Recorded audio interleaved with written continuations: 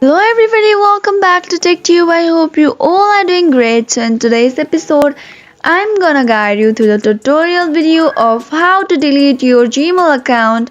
So to get started, first of all, go ahead and click on Gmail and then go ahead and click on that little profile icon appeared on the top right corner and then click on Google account.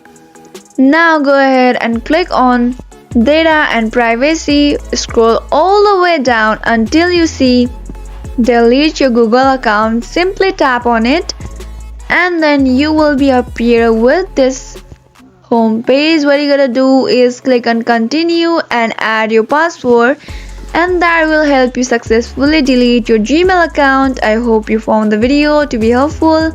If yes, do not forget to subscribe to our channel and also press the notification bell for more updates. I'll see you again in the next video. Goodbye till then.